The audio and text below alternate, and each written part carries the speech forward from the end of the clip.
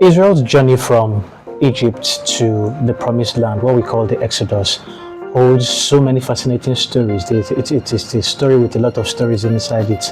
There's one particular story that I find so fascinating because of some of the context of it. Now, I call it the story of milk, honey, onions, and cucumbers. Now, when Israel journeyed from Egypt to the Promised Land, they were stuck in the wilderness for several years. And when they hit that friction in the wilderness, one of the things they started to crave was not for the security of Egypt, not the security that they had in Egypt, not the houses that had roofs over their heads that they had in Egypt, not for the environment, because in the wilderness what they had was sun and all of the wilderness environment. But in Egypt they had good scenery and all of that stuff. That was not the thing they were missing. What they were craving when they got into the wilderness was for the onions and the cucumbers of Egypt. And that's mad. I find it crazy. But you see, this is not a spiritual problem. It's actually a psychological one. It's actually something that research has been done on. But before we get there, you see, when he was describing the promised land to the children of Israel, when he was describing the promised land to Moses, one of the only descriptions he attached to the promised land and attached to the fact that he had promised this thing to Abraham, Isaac, and Joseph is the fact that he called it a land that was flowing with milk and honey, something for the taste. That is not coincidental. God understood the neuroscience, He understood the psychology of your taste even long before, and He knew that your cravings are important in deciding the direction of your life. Your desires are important in deciding the direction of your life. So like I said, that problem that Israel had in the wilderness, where they were craving onions and cucumber, is not a spiritual one. It's actually a psychological one.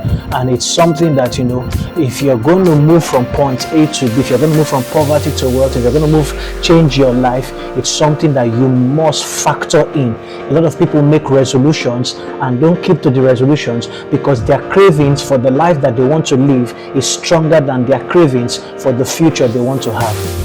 Okay, now behavioral researchers have studied different habits formation, have found that cravings attached to whatever previously gave you a strong emotional or physical payoff, not to what's good for your life.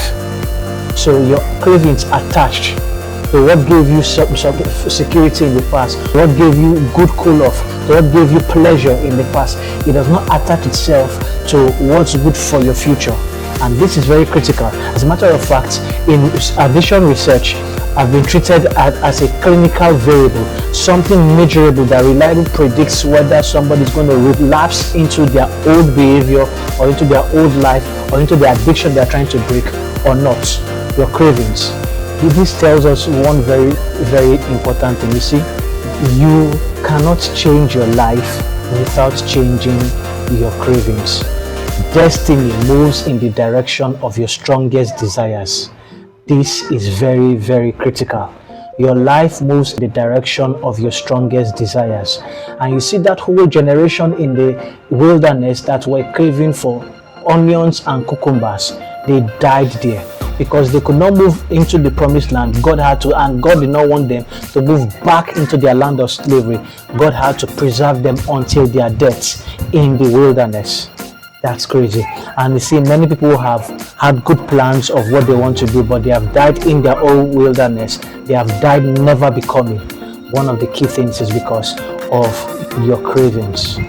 Don't just make New Year resolutions. Don't just make resolutions on how you want to change your life. Don't just set goals. One of the things you are going to have to do if you're going to reach your goal, one of the things you're going to have to do if you're going to become the person you want to become, is that you are going to have to retrain your hunger.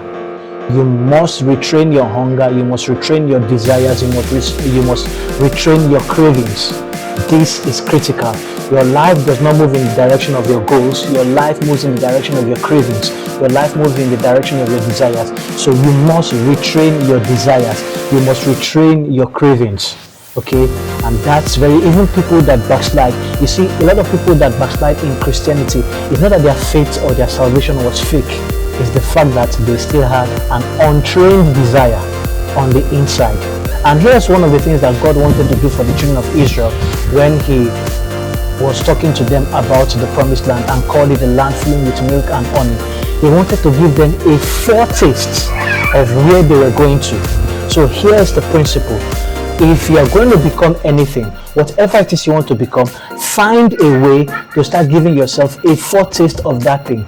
So this might mean putting pictures of that thing in front of you. It might mean getting a new exposure, going somewhere, where these people that you want to become like hangouts, whatever it is, start giving yourself a foretaste of that thing until you retrain your hunger, you retrain your desires to have a foretaste of the place you're going to have a foretaste of the life you want. You are never going to get there.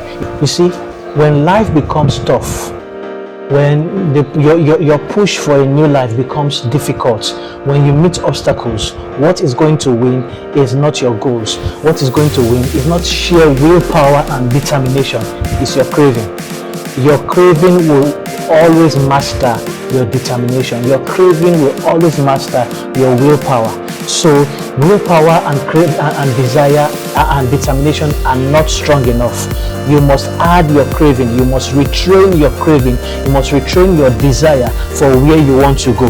When your desire pairs up with your willpower, pairs up with your determination, you have a life that is going to move in the direction of where you are going to. You have someone that is going to achieve destiny. You have found someone that is going to become. Most people cannot become, not because life is more difficult for them than other people, not because life does not align for other people than them. Most people do not become because they do not retrain their hunger. So my advice to you today, in all that you are doing to push for a new life, to become rich, to go from poverty to wealth, to go from whatever problems you are having to the solutions you think, retrain your hunger, retrain your desires.